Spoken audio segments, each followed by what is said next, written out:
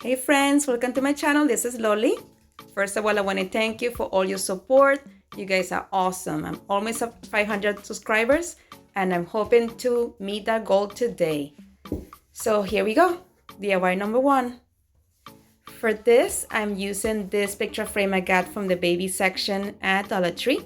Just gonna remove all the packaging and make sure that I remove the little tabs in the back. I bent them very carefully. These picture frames have a tendency of ripping and breaking off with those. This one is a little bit stronger than usual, but still be careful.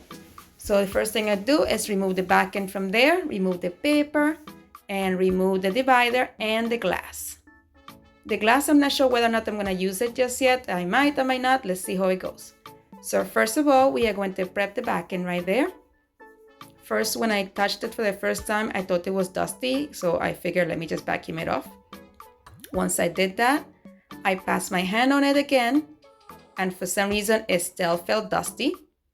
So I just kept trying to wipe it off to make sure that everything was, perfect for painting. Therefore, it was just some fuzzy that it just had on there. It wasn't any dust, so I just went ahead and painted it. I painted it with my Rust-Oleum chalk paint. I gave it 2 coats, drying in between with my heat gun. Once that was all dry, now I took this napkins from the DollarTree. I am going to remove one of them and open it up to try to cover the surface there of the back of the picture frame. This, guys, look at it. Look, it just fit perfect. It was the exact width that I needed. And it was so easy to work with. So what I did, I put it down and I stretched it out as best as I could to try to remove all the wrinkles. And I just creased the sections where the board met it, exactly where I wanted to cut it. I just made creases there to use as a guide in cutting the napkin once I removed it from the surface there. So once that crease was done, I took the napkin and cut off the section that I was going to use for this project. Just be very careful cutting this. It's such thin paper. If you go too quick, you might tear it. So just carefully cut along the edge that you already created on there. Okay, just carefully put away the rest of my stuff because I'm sure I'll use it for another DIY. And now it's time to separate the printed section from the other layer of paper in order to go ahead and decoupage it to our surface there.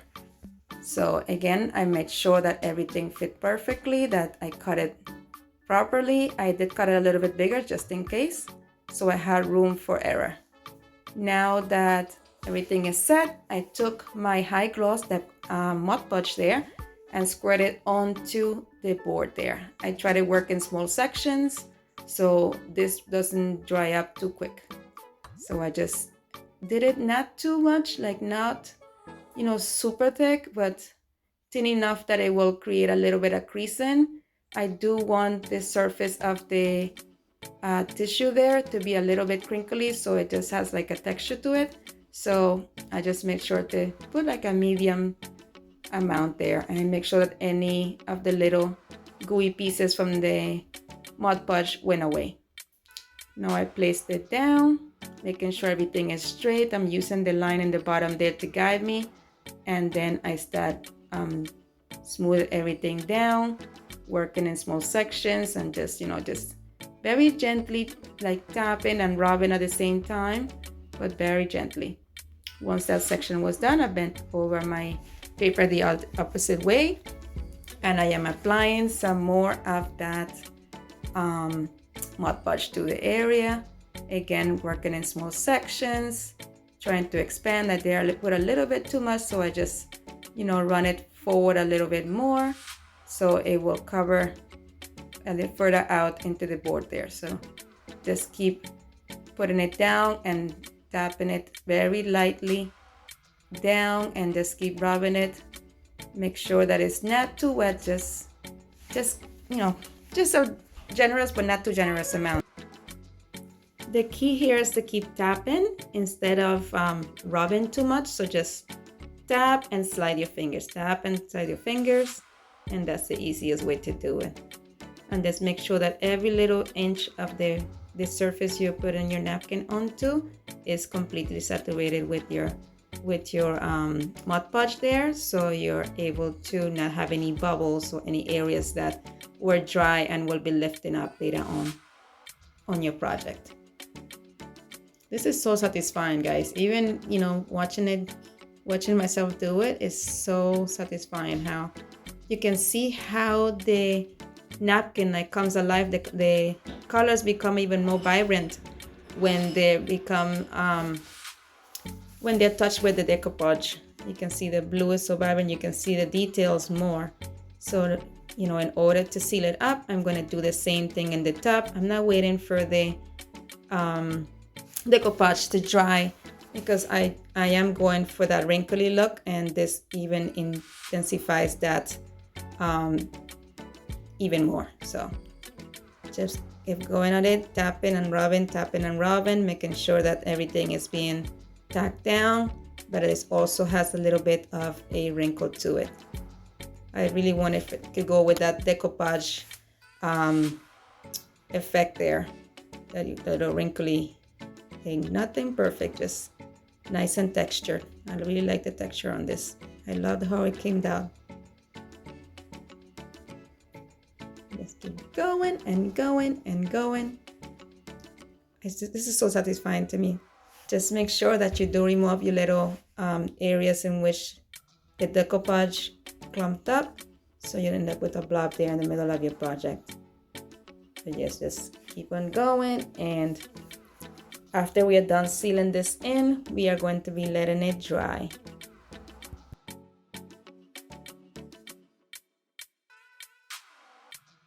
DollarTree has really stepped up the game in all aspects. The detail in this napkin is so beautiful. I love the colors, I love the vibrancy, even the little curly cues, the indentations on the pumpkin, the little shadow effect on the pumpkins. Everything is just gorgeous. I really love this. I got 2 packages of it that I'll be using in future DIYs as well. And as usual, guys, I did not wait for this to dry. I broke out my little best friend, my heat gun, and sped up the process of drying this. But before I did that, I'm making sure that all the little ends and the edges of the napkin were completely sealed with the decoupage, so nothing will lift, and it will become one with the board in which we are attaching it onto. Then I used my decoupage roller to make sure everything was flat and nice, and then I'm using my sanding block to remove the excess of the tissue of the piece of board there. So what I did is I just sanded it down in a downward motion and just let the sanding block just cut off the excess, and this leaves you with a nice clean edge that looks professional and nicely done. Just remove the little excess pieces there, just pull them off in a downward motion, and then just give it a quick little sanding in the little edge. There wasn't much paper, but just to make sure that everything is symmetrical. All that area is going to be blocked anyway by the picture frame, but I just wanted it to be nice and neat so everything will be straight. Here I am adding on my picture frame once again. I am doing this so I can see exactly how the next step will be looking like. Small tip, guys, when you're putting your decoupage on, make sure that you pay attention to where your hanger is. I did not, and of course I did it backwards, so I had to completely remove my little hanger there and attach it to the other side of my art piece there. Thank God this was one of those little claw hooks that you can just bang into place again and it will have that hold.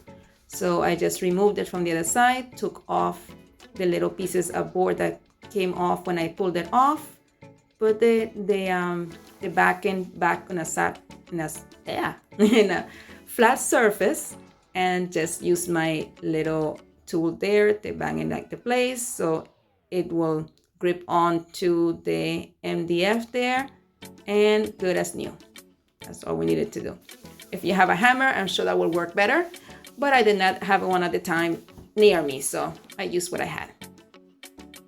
So here I am putting the backing back on, and I wanted to do that here because I will be using a metal word from the Dollar Tree. So I wanted to see exactly how it would look when the frame was on. I did not want to put it on with just the backing. So this is my thought process for this. So I just made sure that my word was completely straight and not all bent over. This is the thankful one in the color, in the rust gold color. So I used that one, and I'm going to be using E6000 and hot glue to stick this together. For some reason, I totally forgot here to put the E6000, but I did go back in, and the areas that were lifted, I added some E6000 to a couple spots just to make sure that this will stay in place for years to come. And just make sure that everything is nice and straight. And when you're doing this, and it fell right into place exactly where I wanted it, so I didn't have to do any much adjustments. And here it is. Once I was done, I did remove the frame back up once I cleaned up all the little glue edges that seeped out. Once I made sure that the E6000 was completely dry, because I did not want any E6000 to get onto the glass. So I waited for it to dry. I put the glass back on, and here is my art piece. I truly, truly love it. I love all the colors on there. I love the detail. It's awesome. And here we go with the second DIY. For this, I used this jar in the shape of a pumpkin I got from the Dollar Tree. And I am attempting for the first time to stain it using some regular glue, school glue from the Dollar Tree, along with some food coloring as well from the Dollar Tree. I am mixing the colors green, blue with a lot of yellow in order to achieve a color that is kind of like turquoise. So here is my take on it. Let's see how it comes out. At first, I was very conservative with this. I put 1 drop of each color and mixed my glue and colors together. I didn't want to, make a mess on mixing the paint in another container and then pouring it in and all that stuff. I figured I can just mix it in the same glass container, and then stir it up. And eventually it will be all the color that I wanted. I can just swirl it around in the same container in which I am planning to stain anyway. I first started with this tiny little skewer. It was taking me forever, as you can see. I just kept adding some more of the glue as well, with the white will lighten up the color. And also I wanted to make sure that I had enough for me to coat the entire surface of the inside of this jar. So I just kept trying and using different combinations of colors. So there I added a little bit more blue, and here I am adding some more of the yellow, and just mixing and mixing again with my tiny little skewer. I kept adding the yellow to get a lighter tint of green, or closer to the turquoise color. So there you see me, and I added some more yellow, and I just kept mixing. This was a labor of love. Just kept being patient and mixing until I was satisfied with the color that I got.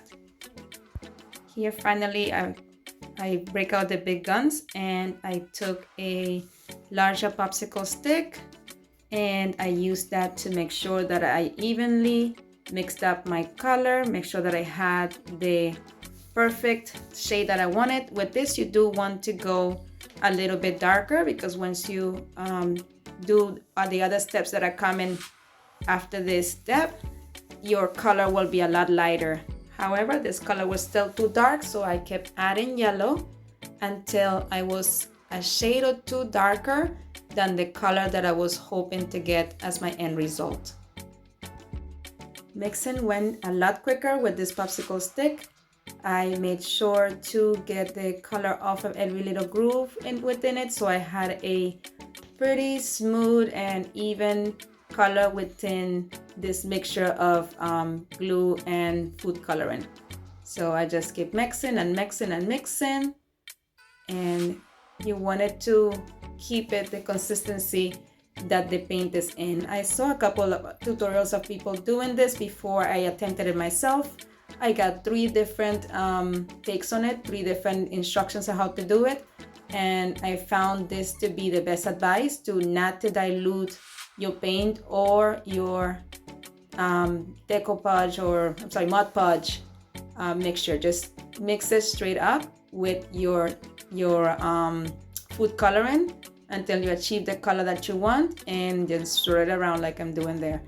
Right now I am just swirling around just to check the color, how it will look once it's not so thick within itself, and to ensure that's the color that I want.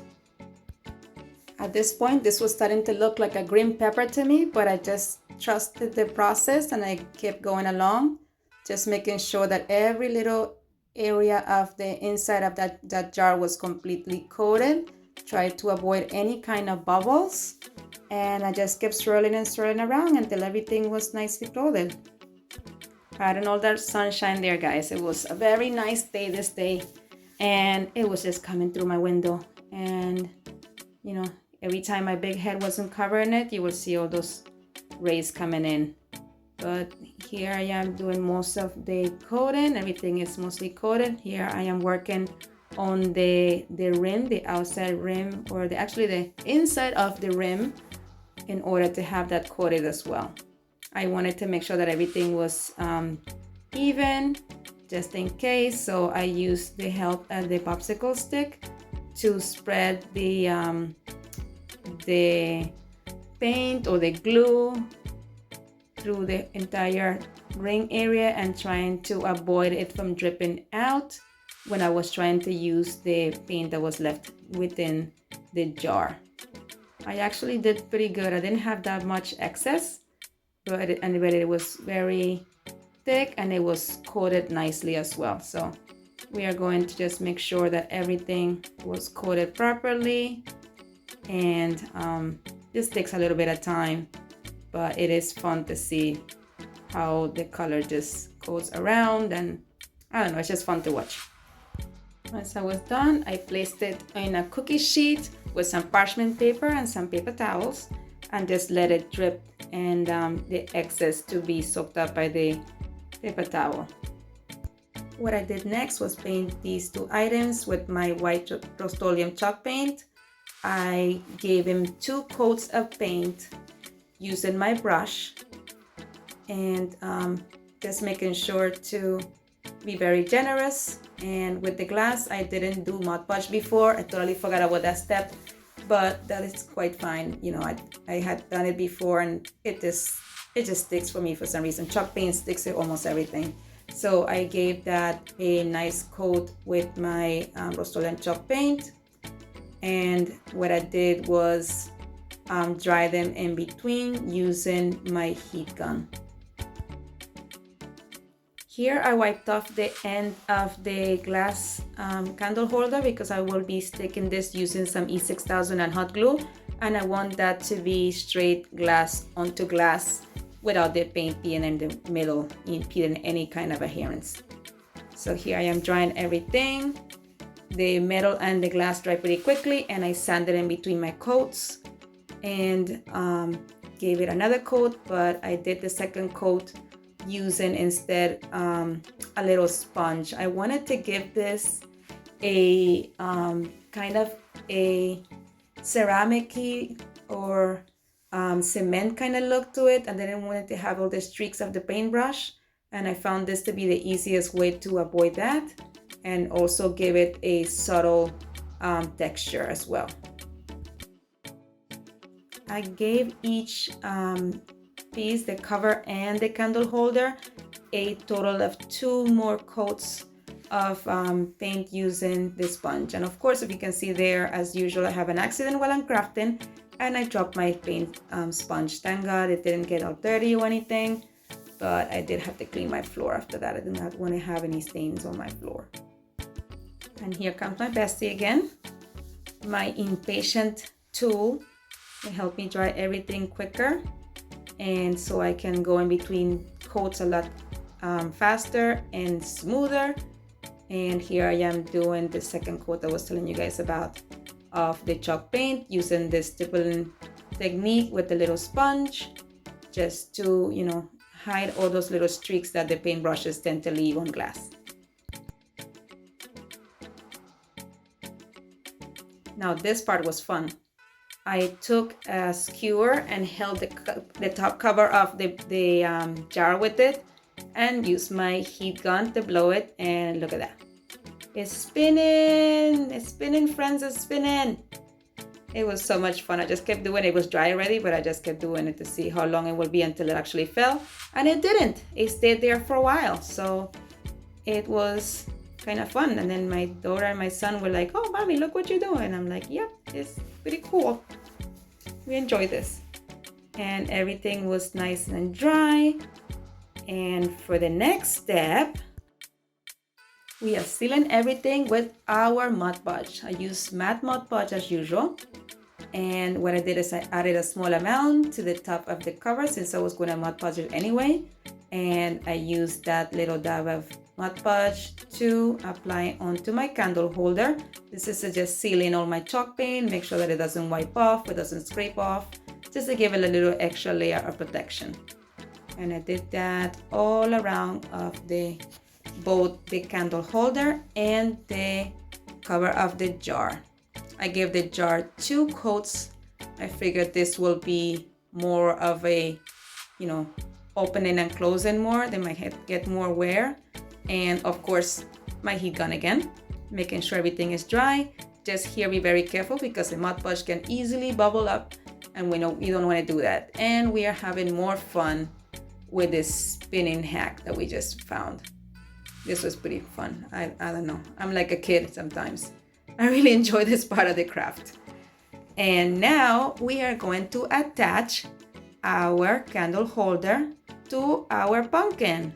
The pumpkin, we actually cooked it in the oven for about 30 minutes at a degree of 350 degrees Celsius in a cookie pan. And we kept turning them back and forth every 10 minutes to make sure that everything stayed nice and even. And you will soon see that. Here you go. There it is. There's the pumpkin, all finished, all baked. And I'm going to now attach it to my little candle holder there. Bam. That way I did it this way because it's a lot easier to find the center. And I just pressed it down. I use E6000 for longevity and my hot glue in order for me to keep working, because I have no patience to be waiting for things to dry. Next, I took some of this Spanish moss and I divided it into nice little sections there, and we are going to stuff it into our jar. So here we are. Try to, bring it all the way to the bottom. Make sure that all the bottom of your jar is completely covered. And yeah, we just kept trying our best there. And my hand got stuck. But it was pretty fun. I removed the little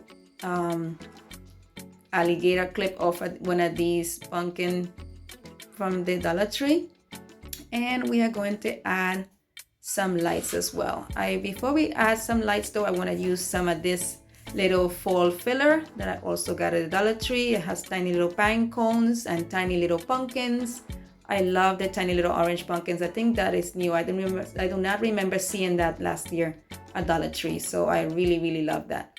And there I noticed that I had a little bald spot, but we'll fix it later on. But for now, we are just accessorizing with some of the cute little pine cones, making sure that we have a little bit of variety there. And there I am trying to fix the little bowl area. I just use my scissors there to move over the moss, so everything will be even. And then adding a little bit of moss to cover another portion of the the jar there. Recenter our pumpkin, or try to at least, and add a little bit more embellishments. My hand keeps getting stuck in there, but there we go. Finally, the pumpkin is where I wanted it. We're gonna add a little bit more pine cones and the cute little pumpkins. I love the little, touches of orange that gave it. And now we are gonna use these little fairy lights that I also got from the Dollar Tree. This is all wire. So what I did is I unraveled it, but I raveled it onto my hand, and I left like little spaces in between so it will evenly be distributed on the jar, so it wouldn't be just clumped up in one area of the jar. And make sure that we put it head first, so the little power bank, or the interrupter, I don't know how you call that little piece where the power is, stayed out. I did leave some of the wire dangle away, not the cable, but some of the wire, so I was able to put the cover back on, and it fit like a glove. Just be very gentle so you don't break the wires as you're trying to put the cover back on. So what I did, I took some hot glue. First of all, we're gonna put the batteries on. I used this little kit from the Dollar Tree for small little screwdrivers. Remove the screw from the back of the little box there, so I can add my batteries in. Added my batteries, and there we go. It comes light. And I replaced everything, screwed it back on, wounded a little bit the cables that were still remaining so it will not dangle behind the piece. Took my handy dandy glue gun, and I put hot glue in the back section that does not have the screw, so that way we can still remove the batteries and replace them whenever we need to. And I use that to attach it to the back of my pumpkin. So this will be towards the back of my pumpkin. It will not be seen from the other side. And I put the part that has the on and off switch towards the top, so it will be easiest to do it that way. I just found it easier that way. But yeah, and now we are going to be working in the top of our little pumpkin arrangement here. So I used these little wood stems from the Dollar Tree. I finally found them this year. I was looking for them for like 2 years. I always saw a lot of DIYers using it, and of course I dropped it. I am always so clumsy when I'm DIYing, and I'm always dropping something. If you guys seen my previous videos, there's something always falling on me, or falling away from me, or trying to run away. So here we are using some of these maple leaves from the Dollar Tree as well. And I used these in previous DIY. This is like a theme I'm doing this year for my home. And I'm using my leftovers from a previous DIY. So I'm using this one in the orange color. And what I'm going to do is cut off the stems and just use the flowers. So I use my scissors for that. I cut them pretty close to the beginning of the leaf there. And I'm going to glue it to the top of the jar there. So I started with this color. I wanted to layer it out, and I'm just using some hot glue for this. The fairy lights is not hot or anything, and this is going to be used inside, so I didn't see the need for any E6000, just in case later on we want to change out the colors or something. So we just use a little dab of hot glue there, held it in place. There's the fight for the for the webs. This glue gun is very powerful. It gives me a lot of glue at a time, but it's also kind of hard to get away from all the little webs. Like, I will try to do my wiggly thing that you usually do to cut off the webs.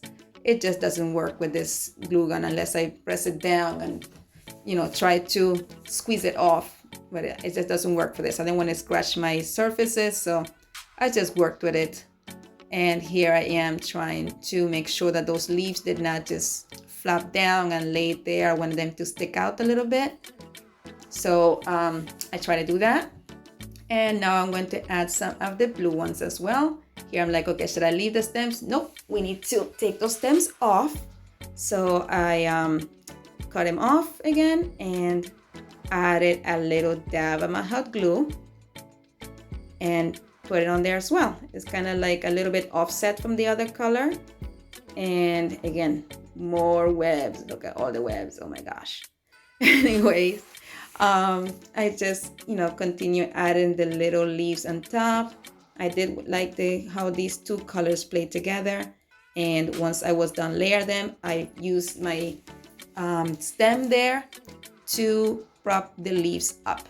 I figured that pressure from there and the little rivets that the leaves have, it just created this effect of them lifting. I love that. And it was end sticking from the bottom a little bit there because I didn't stick this on in time. It was still a little bit dry. So I added some more hot glue and now I am holding it in place until that dries up and stays in place. And while I'm doing that, I'm trying to lift my little leaves up so they will be nice and playful. I did not want them to just be laying there just looped up. So we are going to just hold them up the best we can. And I think I add a little dab of hot glue there to kind of secure it in place. And I also held it, where they held the leaves up, because that way the heat from the hot glue will also allow the plastic that the leaves come from to be a little bit more pliable and therefore stay to the shape that I'm holding them on. So here we are that's how we finished with the leaves. Now we're gonna add some of these little sunflowers from the Dollar Tree as well. Every single item here, guys, came from the Dollar Tree. That's my favorite place. And when you love crafting and you have a small budget, it's the best place to really go, and you get a lot of great things.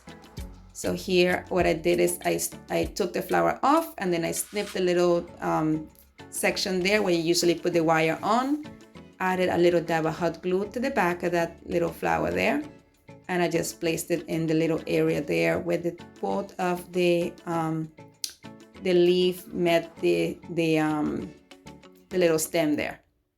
And that's what it looked like. I know that's the back, guys, but I still like to have, I don't know, it needs to be symmetrical. Even if nobody's gonna see the back, I just needed it to be symmetrical.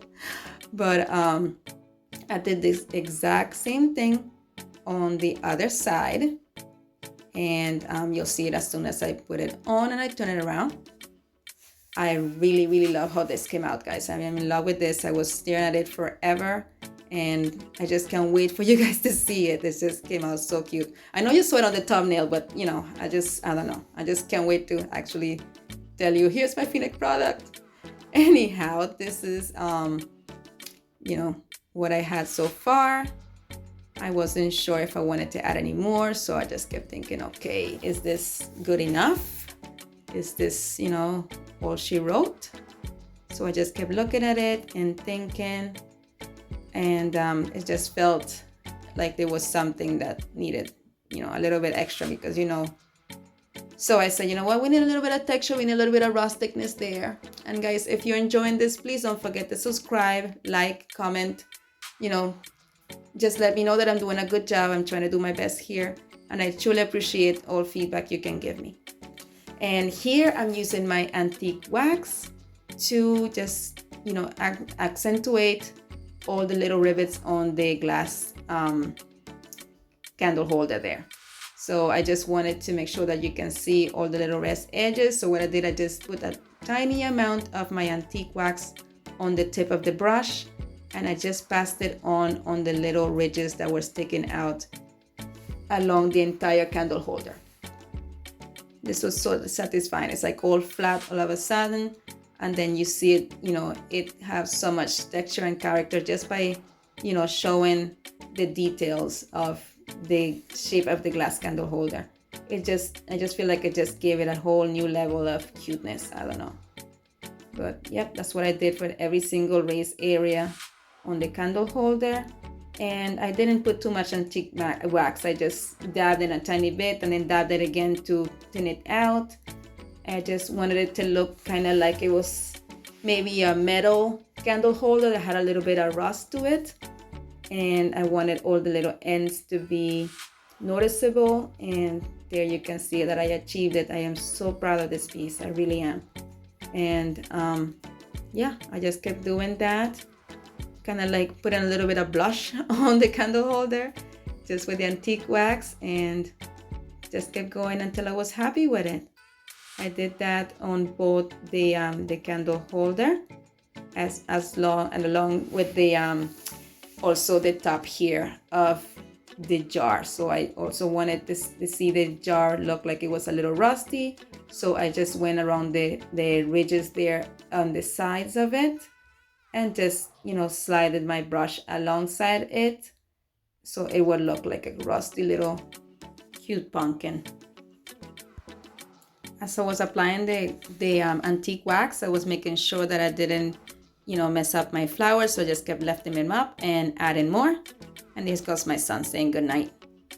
And here is the detail. You can see a little rust on the cap and on the thing, and it just came out so cute.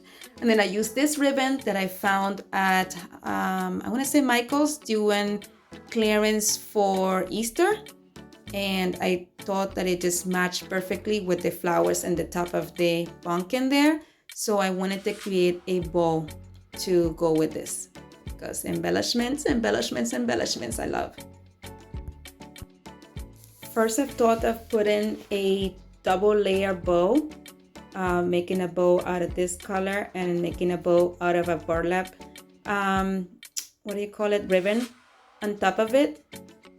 And this was my first thought process. And here I'm trying to do the second bow using this burlap. This came from the DollarTree, the burlap ribbon. And I love this, you know, the combination of both colors. I think that the burlap makes the other blue looks, you know, even more, it makes it pop more. It just looks adorable.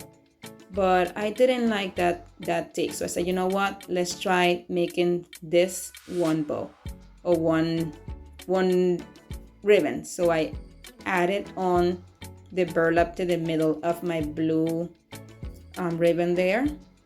And I just kept, you know, going towards the center of the ribbon and just put in a tiny amount of hot glue, not too much because I didn't want it to show through, but I just wanted this to be completely adhered and be one piece.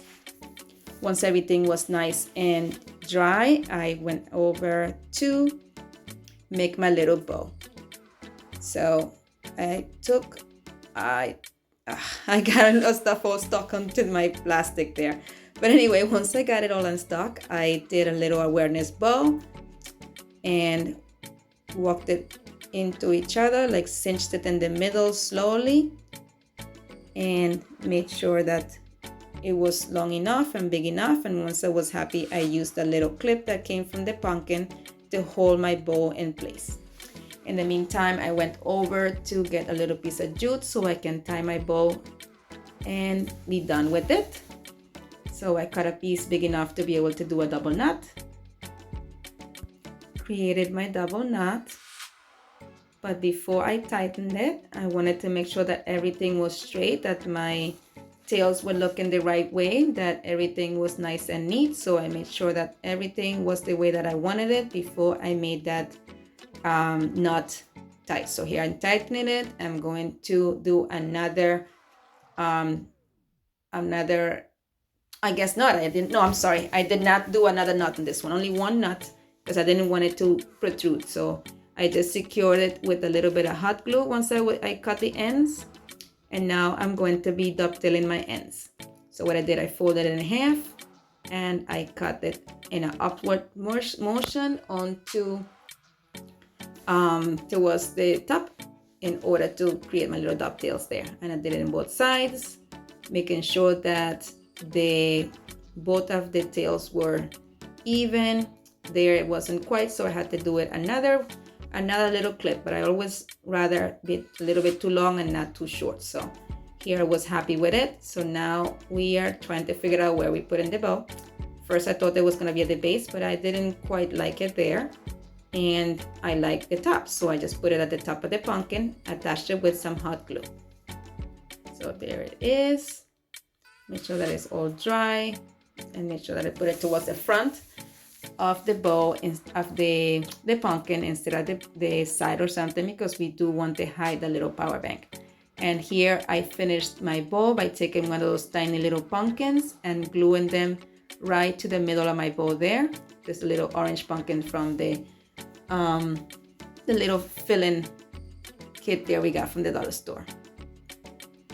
DollarTree is just killing it these days, guys. I'm loving the new things that they're bringing. I'm not happy about the quarter extra, but I think it's still worth it. And I guess, you know, it covers my spending a little bit more too. And here it is. As you can tell, I love it. I am so happy with this one, and it looks beautiful. I actually said at the end I'm gonna add some more. So I added some of the little pine cones to the top as well. And I secured my flowers in place, making sure everything was nice and neat. And this piece, guys, came out so nice. So nice. I don't think that the camera gives it justice. It is adorable. And here is the finished product. Look how cute that is. Like I said, guys, it doesn't, you know, it doesn't look as great as it does in person in these pictures, honestly. I love it. There it is, all lit up. It is so cozy. I absolutely adore it. And I hope you guys like it too. It was so much fun making this. I really enjoy this. And I can't wait to be, you know, drinking my hot apple cider and my sweaters and my blankies and having the glow of this little lantern as well. And here we go with DIY number 3. This is another pumpkin. We're using the same kind of jar, but we're using the amber one and the orange. And this one is a little bit less involved. It's a little bit more simple to make, but it's not less adorable. It is just as adorable. So that what I did was I just opened up the jar, took some of my Spanish moss, and, you know, cut some off because for some reason pulling it was, you know, like impossible. So I just cut them in little clumps and try to separate them and put them towards the bottom of the jar. Just trying to make them as thin as possible. I use my scissors there to try to spread it around into the jar there. Added a little bit more. And for some reason, guys, I lost my footage of me adding a little votive candle. I added a votive candle to it, and I added some more of those little pine cones and some of the little pumpkins to the jar also. So there you are with that part. You can see what I did, and I put my cover back on. Now we are going to be attaching the stem. And of course, I drop it like usual. I always drop everything. And I just use some E6000. I wanted this one to be a little more permanent. I don't think I'll be remaking this one. And I added some hot glue as well, so that way I can continue to work as the E6000 dried. And just make sure it was right in the center. Held it for a few minutes, a few seconds to make sure that everything dried up. I made sure first that it was right in the middle. And now we are going to embellish it. For this one, I used all of the blue flowers only. I think we had enough orange with the orange on there. And I really liked how the orange and the blue complemented each other. So I'm going to keep this one simple with these colors. So like I did with the other one, I just cut the stem off and just left a tiny little piece in order to attach the leaf onto the pumpkin. Here I went with a different approach. I didn't put the leaves underneath. I put the stem first, and then I'm doing the leaves around it because I will be doing a different effect here using a little bit more pine cones.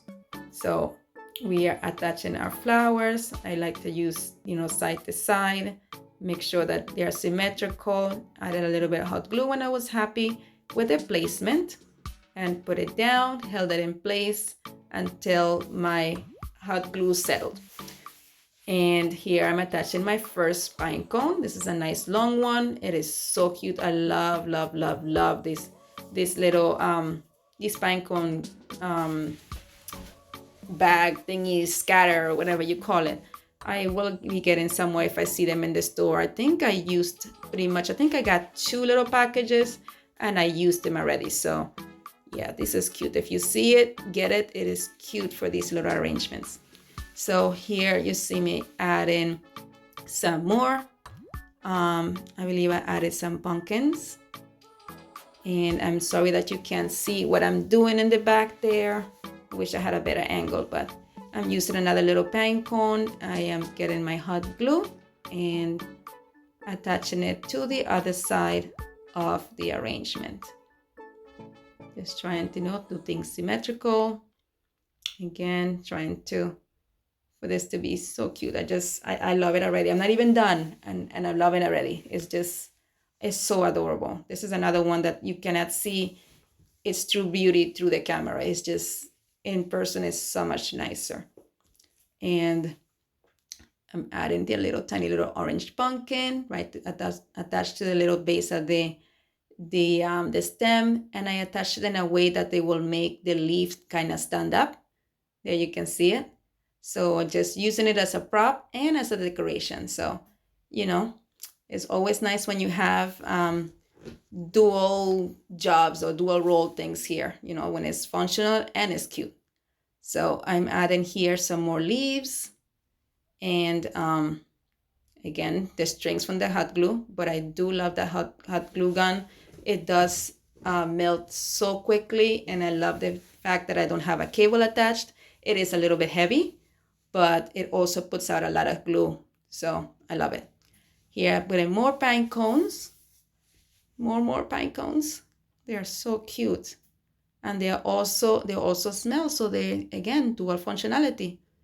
For this pine cone, I put it right in the middle of the leaf that I just glued on, and I am attaching more leaves. The whole top of this was completely filled, but it was completely beautiful as well. I am so proud of myself for these DIYs. I really am. I hope you guys like it too. And guys, remember, I was telling you I am at close to 500 subscribers. I would really like to reach that goal this weekend. If you can please like and subscribe and just support my channel, that will be greatly appreciated. And thank you for all of you for taking the time to look through my videos. I appreciate it very much. And here I'm just making sure everything is symmetrical again, and I am attaching another pine cone to the where the two leaves meet.